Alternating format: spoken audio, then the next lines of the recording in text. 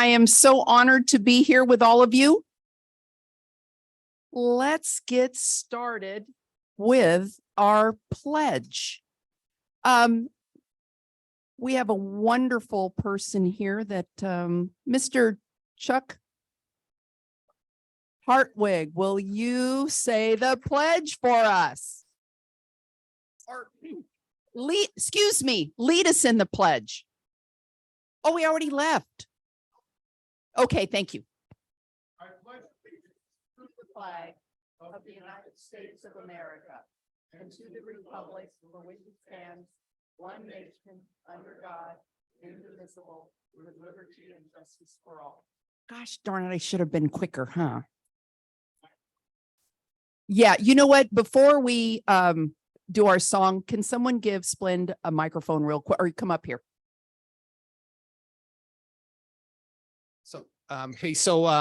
So, Chuck's wife called me earlier today and said, hey, Chuck was going to show up. Chuck hasn't been here in a year. And I think, closer. All right. I was going to say, just explain why Chuck was here. Some of you may not even know Chuck, but Chuck is a past president. And his wife called me this morning and said, Chuck is going to be there today. He feels up to it. He's been out for over a year. With some serious health problems. And I'm sure, but she did warn me, said, when he gets tired, they're going to take off. But his intention is to come back every week. He really missed coming. So let's all welcome him, yes, next week when he comes back. But it's great to see Chuck. Yes, it is. Okay. Hibera did warn me of that, but I'll be quicker on the draw next time. All right, songsters, here we go.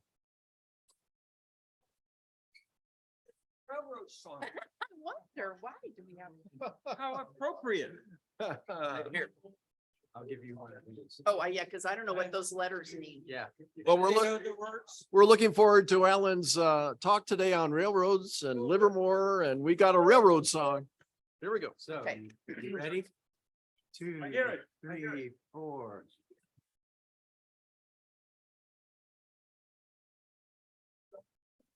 On the railroad all day.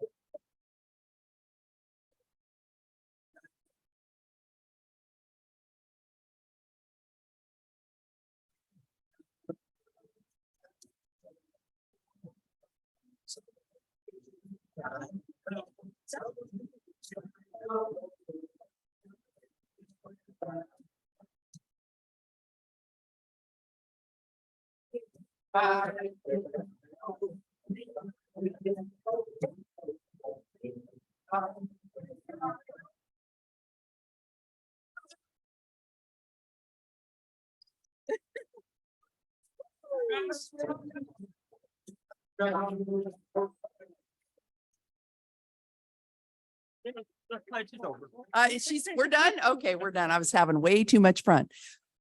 Will. Okay.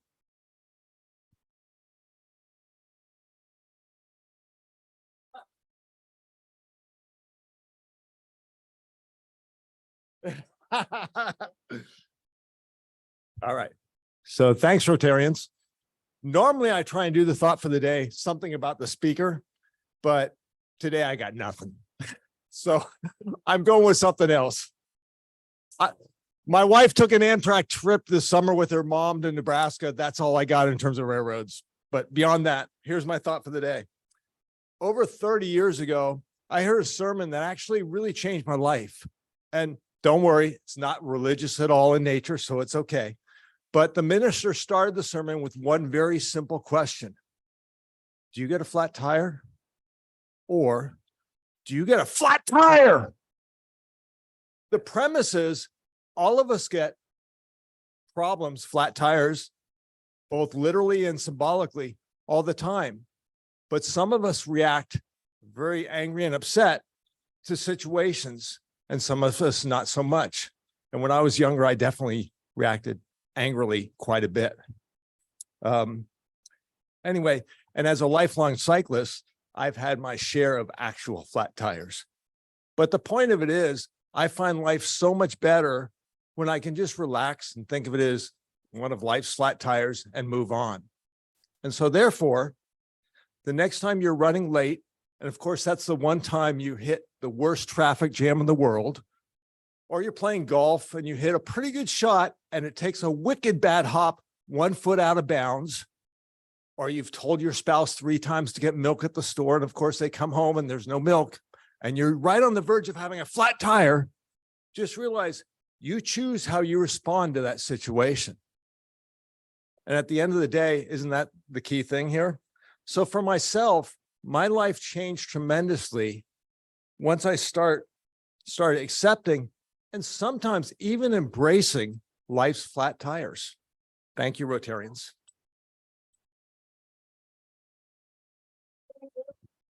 Very, very well put, Will. We all have our fair share on a regular basis. All righty. Okay. Let's see. I always try. Let's see. Is this the right way? Oh, it's not. Oh, I don't. Okay. You know what? Maybe I should leave that up to you, Joel, because yeah, I'm just directionally challenged. Okay. So today, our front line, we have our Spur reporter, double duty there, Mr. Will. Was our thought for the day. Thank you so much. Spur publisher, Ted Michaels. Mark Roberts is our photographer. Make sure he gets yes. You better start taking them pics.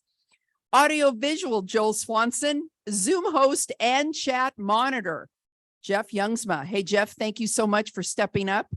And our greeter today was, oh, yes. Okay, thank you.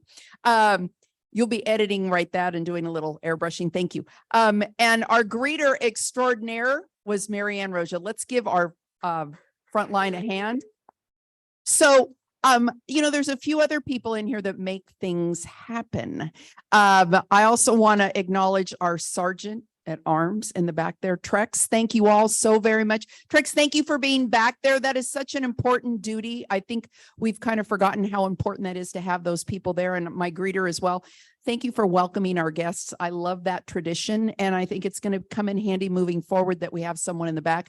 Hey, Trex, how are we doing on our raffle there? What's our bank account look like? Can somebody give him a microphone? Oh, I did not. Oh, and we've got Loretta. Are you our mic on wheels? Our roving mic. Thank you. Loretta. We're up to $1,028 so far. Okay, folks, half of that. Wow. That's nice. Thank you all so much for participating. You got your tickets. And Loretta, I do want to acknowledge you doing our roving mic. That is so important. I don't know if we have another one out there, but thank you so much for doing that. One quick thing I did want, I think the majority of you are here. Are all my board members here? Would you mind standing up for a moment? Just a quick second. Board members, please stand. You're all here. Okay, I want to acknowledge this group. And I give them a big hand, and there's a reason. So I want to tell you, I am so blessed with this group of people. I want to thank each and every one of you for being so passionate. We had a meeting yesterday, and as I looked around the room, I feel so blessed for each and every one of you. You love Rotary. You do this for the right reason, and I want to thank you. And it's not just to say them, but I know there's many of you in this audience, all of you, that you're here for the right reasons and what Rotary stands for and what it does. So yesterday just reminded me how important our work is, no matter how small. We really make a difference. Okay, moving along. I'm taking all too much time. The last person that I did not mention was our web mistress, Kathy Coyle. Thank you, Kathy, for keeping our website going. And let's do some introductions. Mr. Jeff, is there any visiting Rotarians or guests out in Zoom land? There is neither any visiting Rotarians nor guests. Back to you, Madam President. Thank you, Jeff. Okay, how about visiting Rotarians? Do we have any visiting Rotarians in the room? Okay. We do. Please, please. It's my pleasure, Madam President, to introduce Sherry Simoni, who is the president of the Morning Club. Please welcome her. Hey, Sherry, nice to see you. Sherry's got a really, well, wait a minute. Sherry's going to talk in a second. Just a second. You will. Yeah. I want you to feel special. Okay. How about guests of Rotarians? Oh, all righty. Let's make our way around. We need Is it me first? you. I Okay. think so. It's really a pleasure. I haven't seen this young woman for a couple of years. Her name is Zakiah. Smile. And she today is here because she's Ron Koopman's caregiver. But I found out just now that she was also Chuck Hartwig's caregiver. But I really got to know her and her sister Sabrina very well when she was John Shirley's caregiver. So anyway, I'd like to have everybody welcome Zakiah. Thank you. And Sarah, thank you for taking such good care of all of our Rotarians. We appreciate that. Yeah.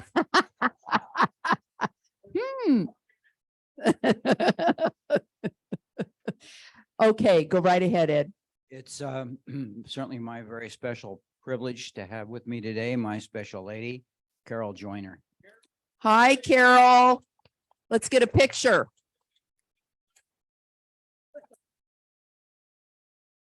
Oh, that's wonderful, Ed. I'm going to come back to you in a little bit, Ed. I love that you brought your beautiful bride. That's going to be a very important thing here in a few minutes. I think so. President Sheila, fellow Rotarians, it's my pleasure to introduce Jim Douglas from Primetime Entertainment. Jim, this is his third time here, and hopefully he is on the cusp of becoming a real Rotarian. All right. Ooh, thank you.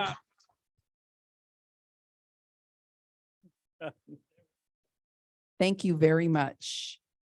Okay, is that everyone? All right, next. Okay, announcements. All righty, on October, you know, Jay, I do love you. Fine. Oh, okay, so you know what? We're finding, yes, slow learner. So we're going to fine you, but your brother has to come up with the $10.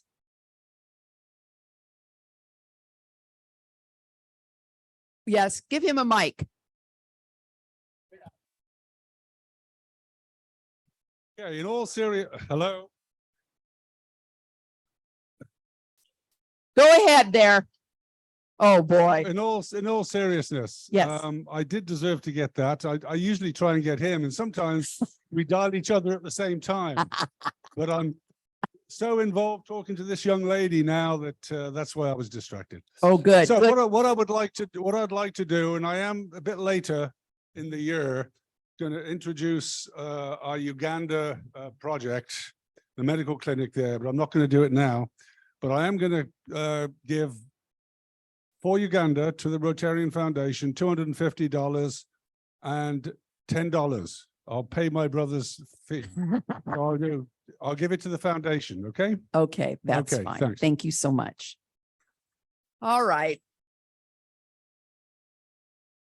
Okay. On October 11th, just to give you all a little reminder, our district governor will be coming. Thank you. Delightful lady. I've had dinner with her a couple times. She's just a ball of energy. She will be our program on that day. So we're going to be meeting on the 4th and the 11th of October in the big room. On the 4th, we have the grant distribution. And then on the 11th, she'll be there. And I'm sure we're going to have more people than this little room will hold. So we're going to be there. And then on the 11th, before that, board members will have a little meeting and just to kind of give her a highlight of what we're doing. So I'll coordinate that. We're going to probably come in here and have the little meeting because the AV guys will be doing the sound check and stuff. So we'll probably already talk with Joey and he said that would be fine. So just put that down on your calendar if you want to bring people to hear her. She has some amazing stories. So love to hope that you all will be there. Oh, yeah. Cupertino. Thank you. Sherry? Thank you, Sherry. Yes. Okay. Next. Well, I am so excited.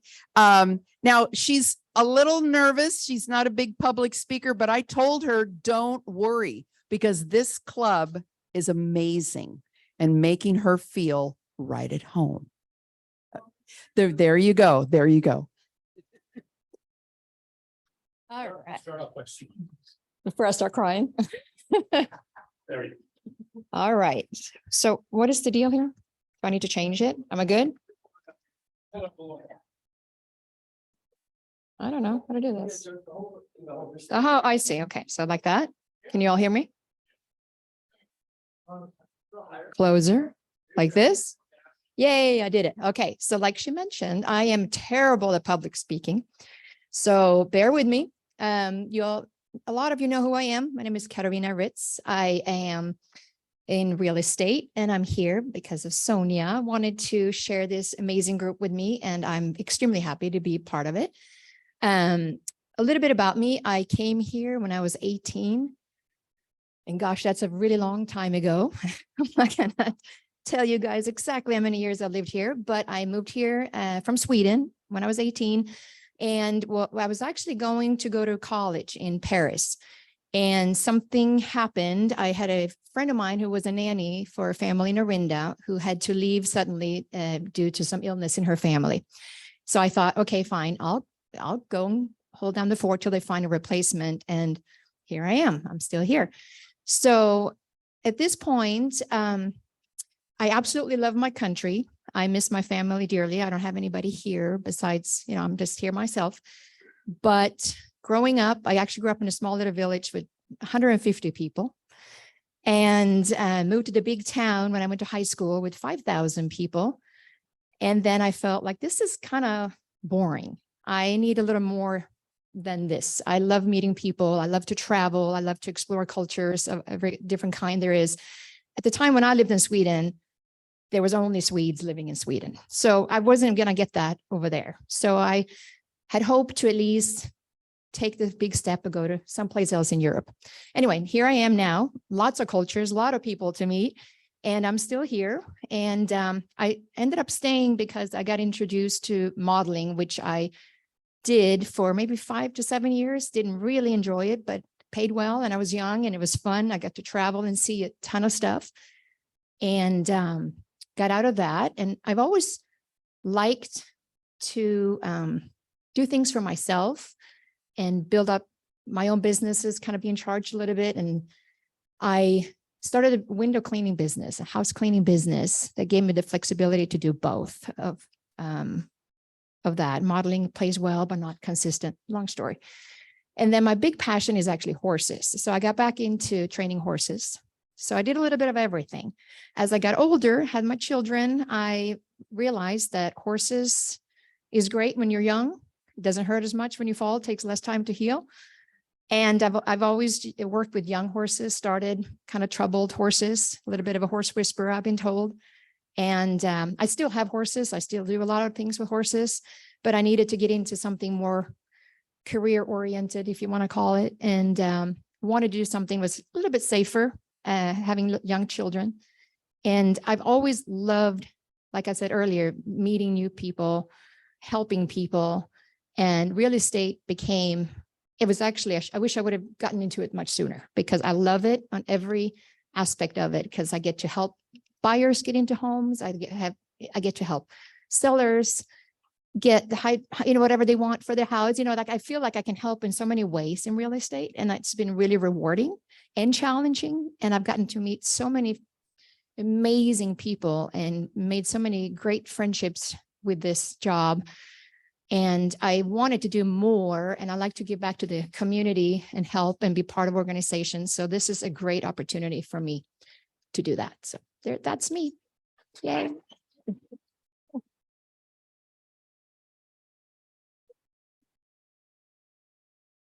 Okay, that was amazing. I don't know what you're so nervous about. You did that flawlessly. Thank you. Thank you so much. Okay. What time do we have? I got 10 minutes. Okay. Kelly Bowers so graciously offered, oh, it's in my car. Okay, I'll go get it later. Anyway, she has 2 tickets for this Friday night, 8 p.m. at the Bankhead Theater. When You Wish Upon a Star. They're great seats. Gosh darn it, I wish I had. They're like middle of the theater, down low, like row D. I mean, it's just, they're incredible. She's not able to go, so she wanted to raffle those off today. And so I'm going to put it out there. The ticket value, they're $90 each. What would be wonderful if we could get at least $200 for the two of them. And, oh, Kimberly, 200 for Kimberly. Anybody else? Anybody else? And the money will be donated to the Music Scholarship Fund. Anybody else? Wow. Okay. Kimberly, you are the winner. I will get you those tickets. Sheila, I can email them also directly. Is it Kimberly Griddle? Yes, ma'am. Okay, I'll email him. Perfect. Thank you. Perfect. Yes, I love the voices from beyond. Okay. Yeah, I'm hearing voices. Saturday, there's something going on in this town, Sherry, on Saturday. Do you want to give us a little lowdown?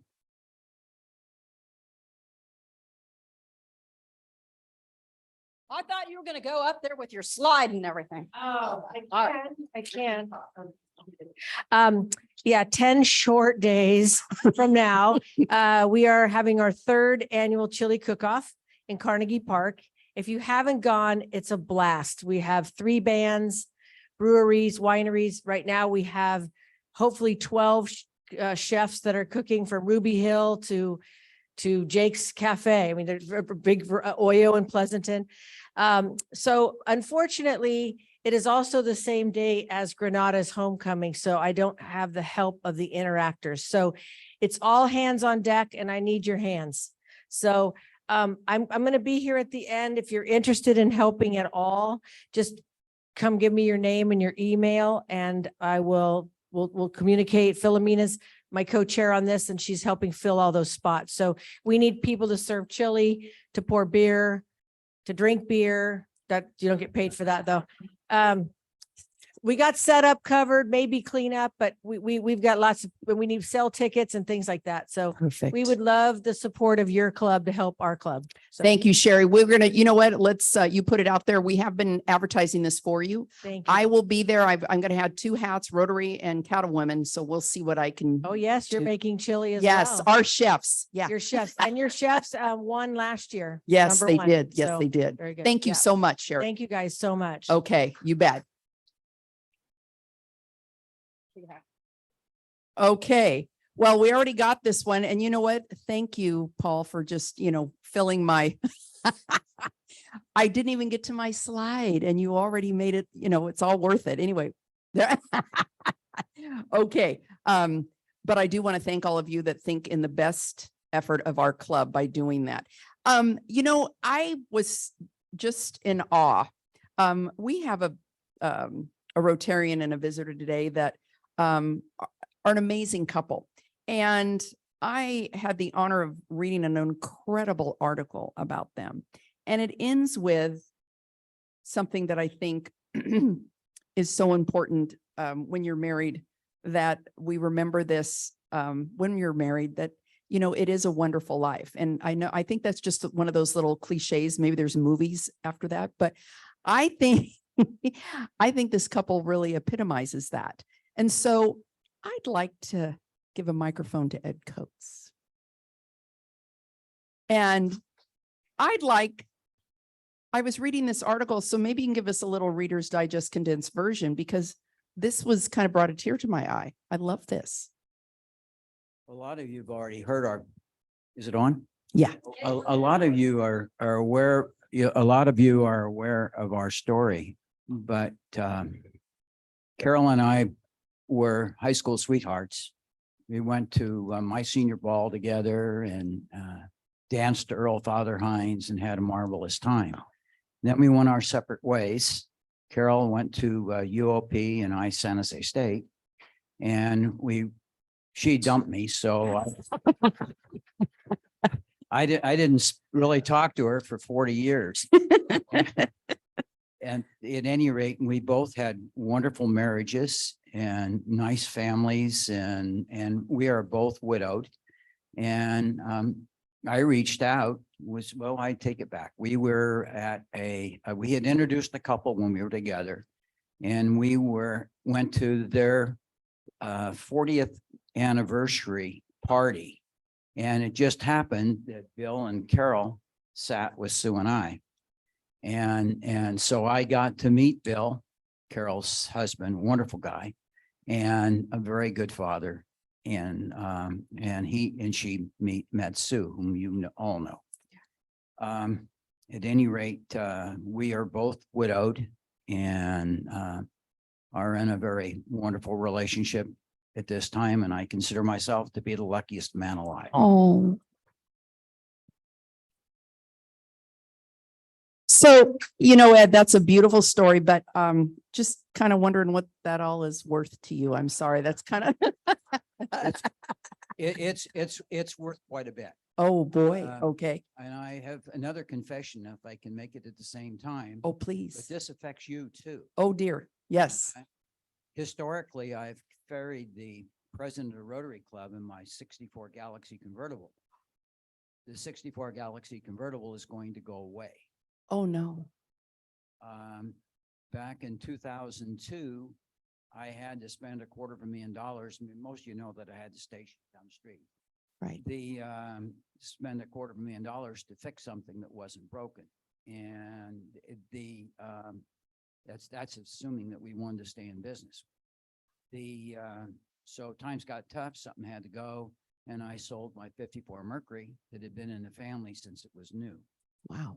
At any rate, since that time, I've fretted about it and kept watching for 54 Mercuries, and I found one.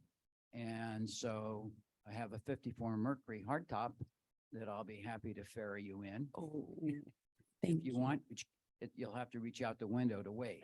okay. So in celebration of these two wonderful things, I'd be very happy to join the President's Club.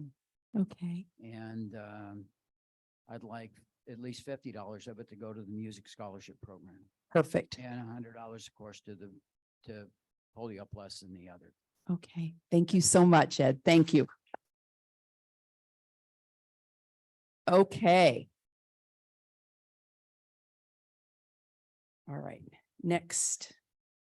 Oh, we did that. Okay. Next week, I think I already said this, we got the grants coming. Love to see you all there. We got some amazing recipients. Roland, I want to thank you so much for all that. And then also too, I didn't want to forget, when the district governor comes, Gowd is going to be announcing some recipients of Paul Harris Awards. So if there's any of you that are close to that, wouldn't it be amazing to have Gowd announce your name that same day as a recipient of a Paul Harris? Did I cover that all, Gowd? You have their number. Oh, what, who is that?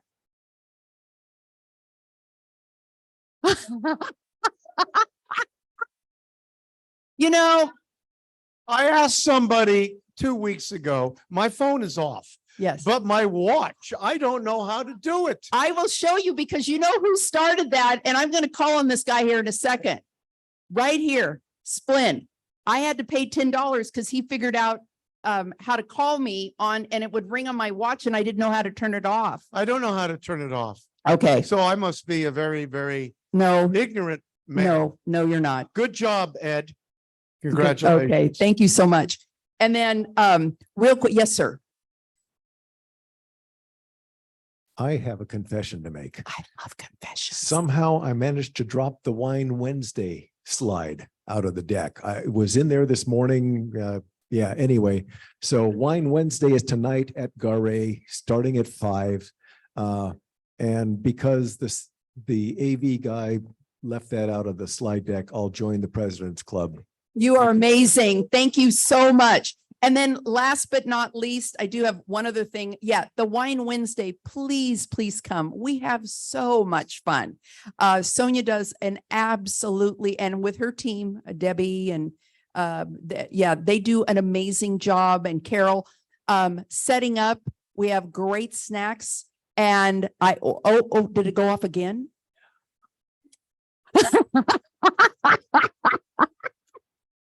You know, the word sabotage is starting to. I'm going to have to come up with split levels of this phone fine. Okay. Anyway, please try and join us. And then the last thing, wait. So, Splend, real quick. Splend's got a little handy thing in his hand there. And I want to hear about this. Kind of take us down memory lane. So this, I'm going to give this to Alan because I figured this would be appropriate, but I could not remember. We had to paint our closets. So I had to clean stuff out, and I have a whole bunch of caps. And I found this, and for the life of me, I remember us going on Niles Canyon, but Sheila had far more memories of train robbers and drinking and cavorting. So anyway, it says Livermore Rotary Club wine train. So who has memories of us going on the Niles Canyon train? Okay. So I want to give it to Alan. Maybe Alan, you can show it off during your talk. Thank you so much. Okay, I think we covered everything. So now if we could please, well, you know what? I guess I can introduce Alan unless somebody else is. Alan has done an amazing job throughout Livermore. He's written a book. He's very passionate about not only the history of Livermore, but the history of our trains, which without that, I don't know if Livermore would even be on the map, right? So with no further ado, I'd love to hear your history, Alan.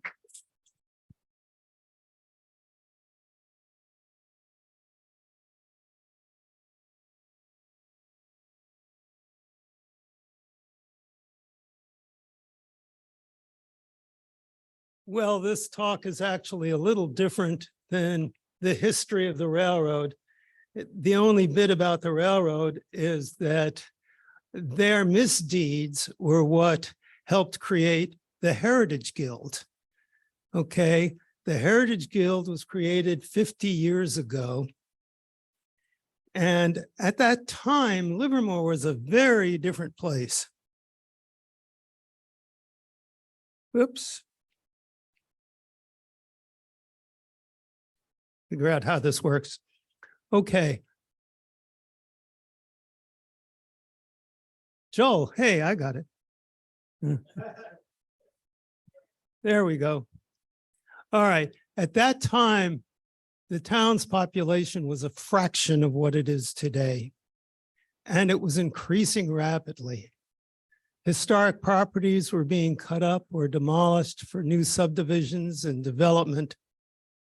And the development was largely unregulated at that time.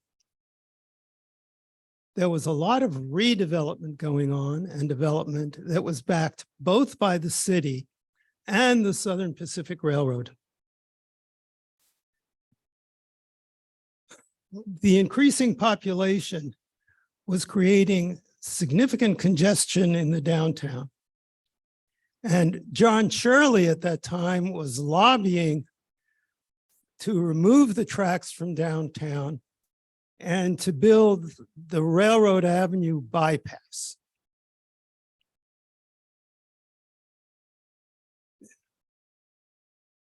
The railroad was failing, as were actually many railroads in the country at the time. And they had gone into the business of developing what they called their excess properties. And in Livermore, Livermore Station was a fairly large property that really took up a swath right through downtown. So one of John Shirley's things was wanted to move the tracks from downtown. And there was a lot of discussion at city council meetings with SP representatives about moving the tracks. At about that time, though, the SP made a proposal to build a giant regional shopping center through the entire downtown portion of the depot, and it was to go from Livermore Avenue to S Street. And from the other side of Railroad Avenue to the back of First Street. The Livermore Depot was at the center of that site. And according to the railroad, it was just in the way of their development. So the railroad was actually a large conglomerate at that time. They had multiple corporations under one specific company. And the two corporations that mattered here was SP Transportation, which was the railroad itself, and SP Development, which is the organization that they were using, that they were developing these mostly station sites that they weren't using at the time. The city granted the SPT a demolition permit for the depot in February 1973.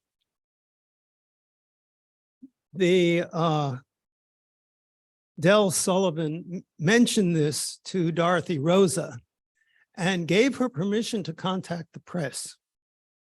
There was an article that came out in the press just days later.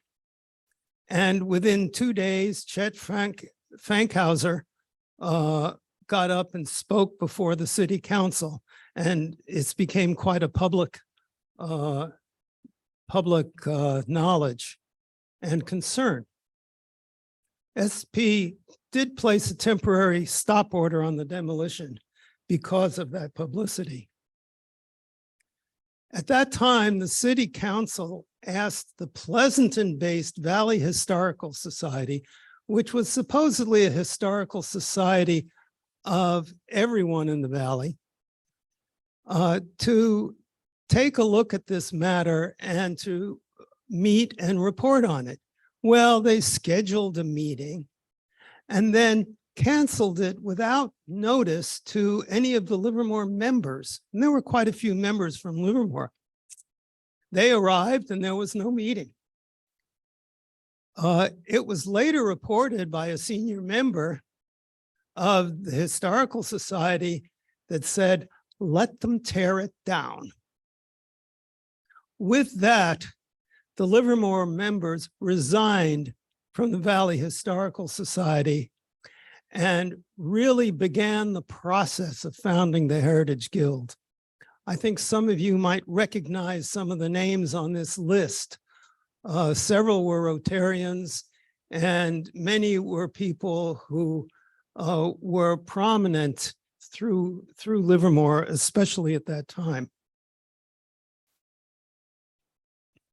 Okay, the Development Organization of Southern Pacific gave the council an apology and a pledge not to destroy the depot for 5 years. Then later, a month or so later, Janet Newton, who was one of the city historians at the time, was sent a letter by SPT claiming that both organizations were cooperating on the station site development and continued to specify that the depot had to be removed from the property. The issue of preserving the depot was placed on a council agenda for June 24th of 1973. Then the city's building inspector, on the Thursday before the meeting, renewed the demolition permit. The demolition of the depot actually began on the Monday morning before the city council meeting. At the council meeting that night, nobody was aware of the fact that the depot was already being demolished, and they voted to preserve the depot. no one informed SPT of the council decision because neither the city manager or the building inspector were at the meeting, and the SPD representative who was at the meeting never informed the SPT.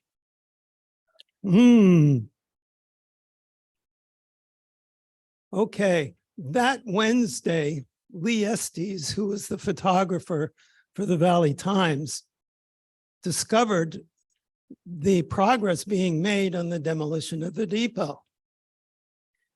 He immediately informed Barry Schrader, who was a member of this club, and the editor of the paper. He informed the city manager and Heritage Guild members. They immediately came out and blocked the further demolition of the depot. That intercession of the demolition was considered by the Heritage Guild as the founding of the Heritage Guild. Actually, it was the most significant event in a 9-month process. The newspaper headlines that came out at the end of the week said, "Communication breakdown almost eases the landmark depot." However, that was really the city's official statement to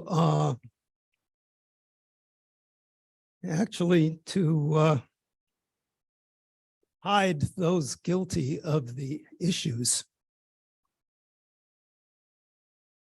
The event and the newspaper articles actually raised the general public's awareness of the concern of unregulated development. As a result of what was going on, the SP was prevented from the demolition, and they turned around but prevented the restoration of the depot, which had become the goal of the Heritage Guild people. They eventually had to abandon their plan for the shopping center because they were going under at that time.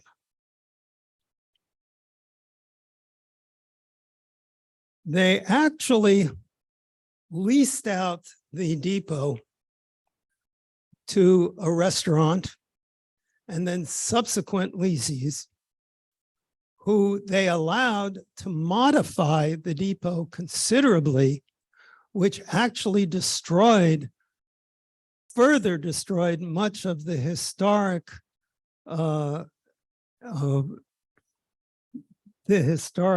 issues of the depot.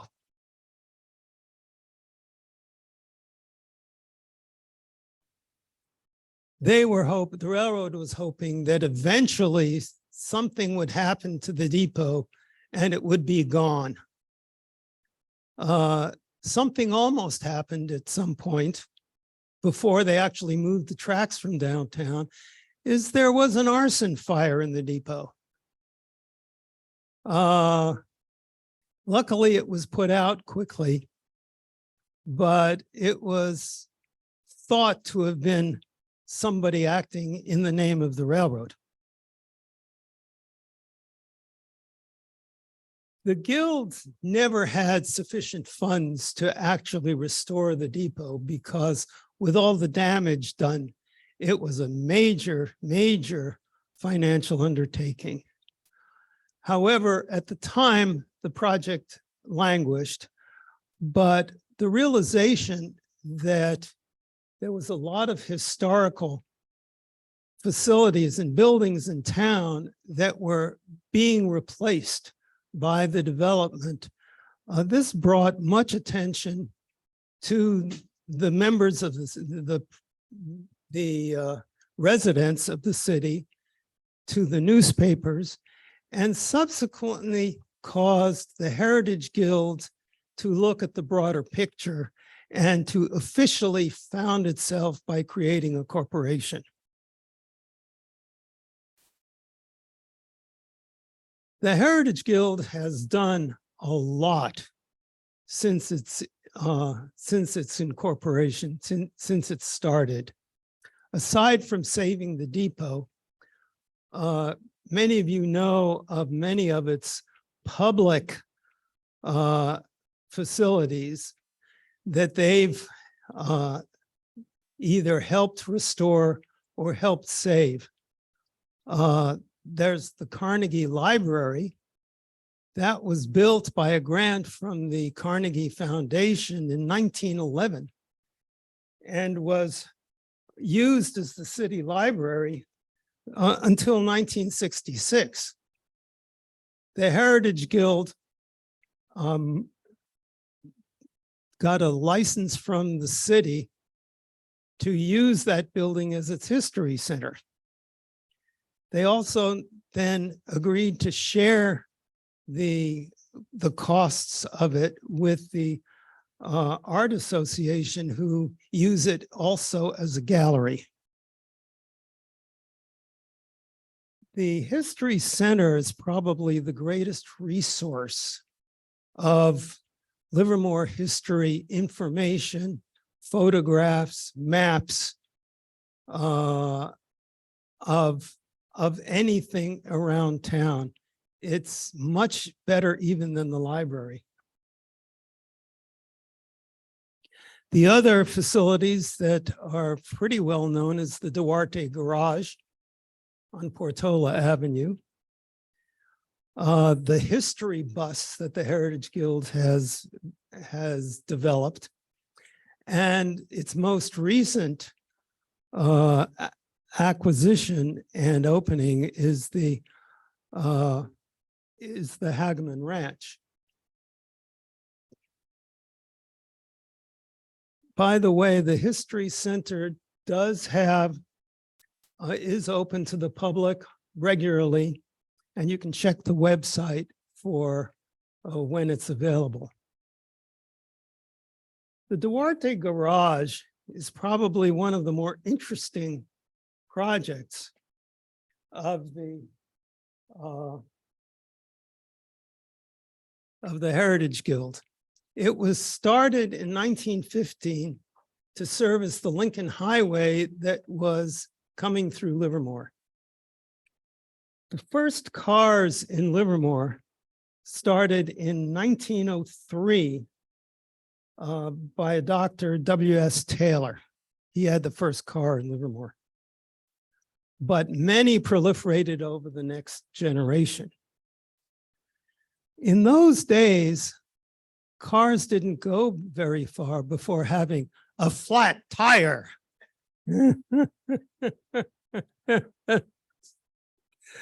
Okay, so, and it was a lot more than just flat tires. Blacksmith shops were converting themselves into auto repair shops. The Lincoln Highway was dedicated right along Portola Avenue, and the garage was built to support the travel on that highway. A brevet lieutenant colonel in the Army named Dwight Eisenhower led a military expedition to cross the country on the Lincoln Highway. This was after World War I in 1919. And because the highway was unfinished in many parts of the country, it took them 66 days to cross the country. One of their final stops was here in Livermore. By the way, this experience of his and his later experience in World War II is what led to his starting the interstate highways. The city acquired the garage. It was derelict in the 1970s. The city acquired the garage with the intention of tearing it down and adding the property to the Portola Park. However, the Heritage Guild made a deal with the city to lease the garage and the adjacent cottage, and to restore them and to use the garage as a museum for Livermore's automotive heritage and the Lincoln Highway as well. We have quite a few historic vehicles there. The most recent is a Star car.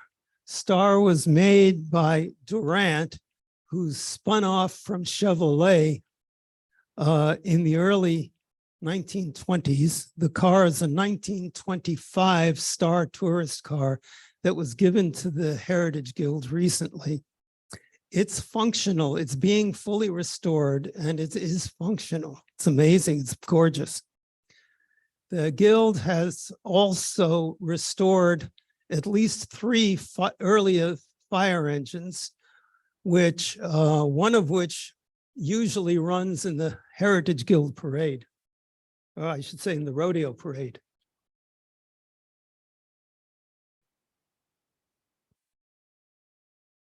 The Hageman Ranch was originally started by Martin Mendenhall, and he used it. He was actually very good at raising horses, and he actually raised race horses that his brother William was selling at the time in Santa Clara.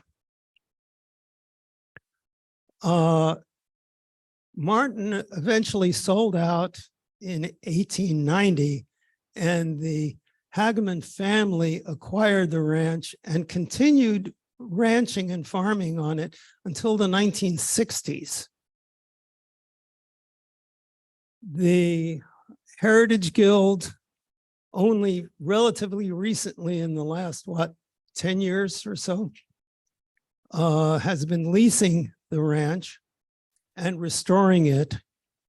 And they managed the ranch along with the 4-H and Sunflower Hill. It's a shared use facility. However, the Heritage Guild has regular events at the ranch with docents and demonstrations.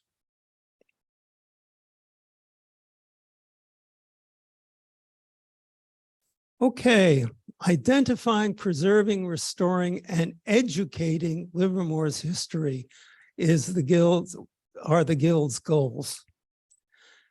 The Guild actually prepared a syllabus for the elementary schools on the history of Livermore, and they prepared the history bus, which they now bring to the schools to help with that syllabus. They also conduct walking tours of historic downtown, pointing out the historic buildings. 50 years later, the refurbished depot is in service, but it's still an ongoing project.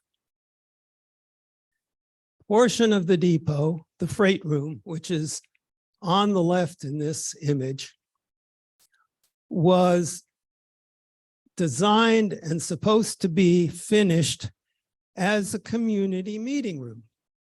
However, the project, of course, always runs out of money before it's done. And that never got finished. The Heritage Guild recently helped clear up that room. So it was the first user of that room to celebrate their 50th anniversary this summer. This is what the room looked like before it was cleaned up. These piles of lumber are original depot lumber, mostly interior lumber, that had to be removed because it's a city building. They had to put up drywall and that sort of stuff. So the plan is to put this material back up as a wainscot in the conference room. the project to finish the conference room is now, thanks to Sheila and Mark, a joint Rotary, Heritage Guild, and city project. We've had meetings of all three, in fact, all three together. And we're moving ahead with that project. We have a city engineer involved. The one thing that's important is we have to keep the costs down. We'll have to go out for a major grant from the Livermore Foundation. The other thing is that there is quite a bit of tasks that can be done by Rotary people, by Heritage people that we don't have to contract out. Of course, finishing the restroom, because it's a city facility, that has to be contracted. Okay, guild projects are really conducted cooperatively with private owners, the city, LARPD, and guild members have been very active in the historic preservation of the city. All of the city historians have been guild members.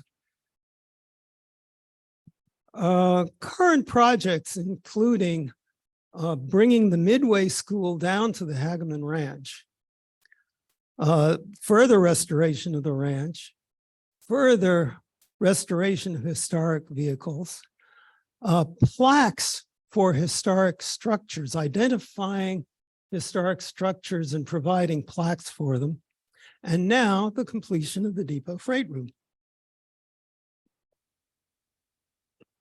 Okay, I think that pretty much reviews the history of the Guild. And as you see, it was not so much about the railroad, but really about the Guild that the railroad helped create through its misdeeds. And so I'll be open for questions. Our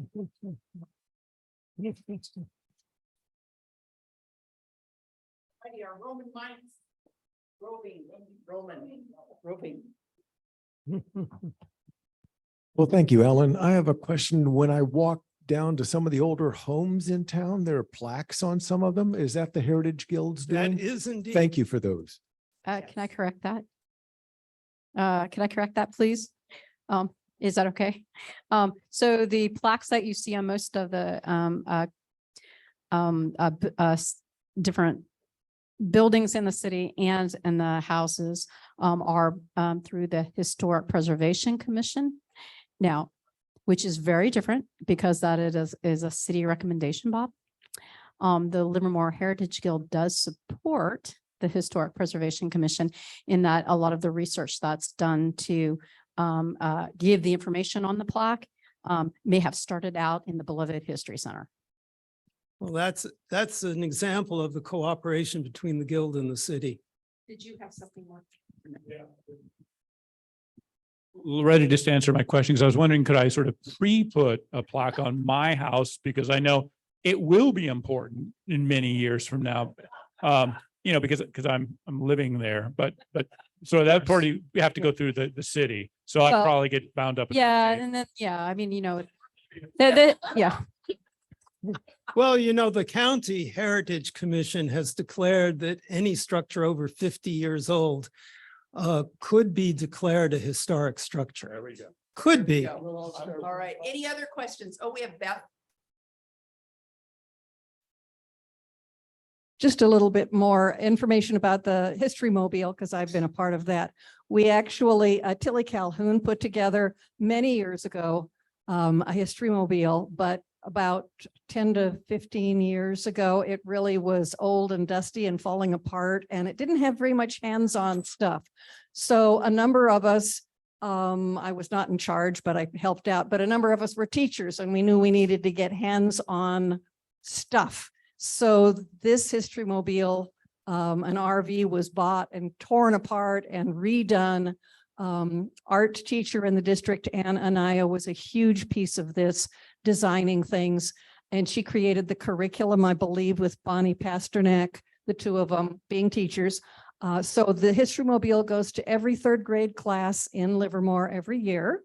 And the kids get to come on board and hear a little bit about stuff. They can climb onto the saddle.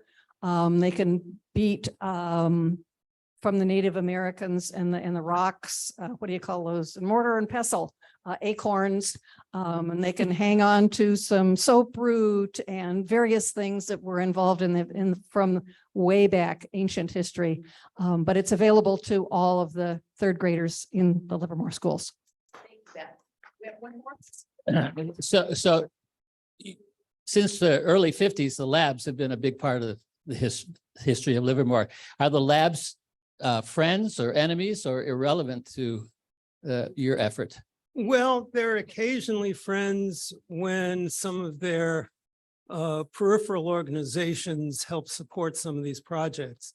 But the lab hasn't been directly involved in any of these projects.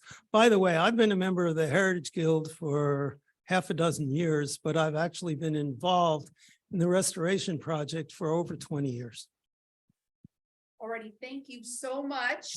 And as a speaker here, got to give a plug in. We have our gracious longtime member of our community, Charles Crowhair donated, or excuse me, provides olive oil, don't donate. And then also JMC Sellers, Jessica, one of our members, has donated wine. And so you have your choice. Well, I need to try Charles's olive oil. Olive oil. Okay, perfect. Thank you so much. All righty, let's give him a big hand. Okay, so you know, it's interesting. You were talking about the lab. Somebody from the lab is calling me right now. It's a 422 number. Is that lab 422? Yeah. Anyway, so folks, real quick on your tables, and I totally forgot, Roland put a little flyer on there. And oh, do you have something, TJ? Oh yeah, we're going to do that one sec. I just want to remind you, there's a little card on there. It says Harvest Banquet. It's a fundraiser. It's city sponsored. Oh. It is the Tri-Valley that's being invited. David Howard's going to open. Ronnie Forbes is cooking. We're in a competition with another club. And we're looking for 500, 600, 700 people to come. Love to have you there. We'll have 3 bands and it'll be a great And day. where is it? It's at Carnegie Park. I want to thank Matt. He was so surprised. Matt said you could have the park. So we're over at Carnegie Park. And that's on what date? It's 4:30 this Saturday. This Saturday. 4:30 Okay. Saturday. We have an art contest for kids. Perfect. And so love to see everybody there. Great. Okay, and Trex are, oh, Okay. wait a minute. Oh, did you have something really quick to say, Alan? Yes. Also at 3 o'clock Saturday is the Symphony's Pops concert in front of the Bankhead Theater. Thank you. Okay, Ronnie, give us that number. I mean, Ronnie, I'm sorry. Trex. 460-5240. 5240.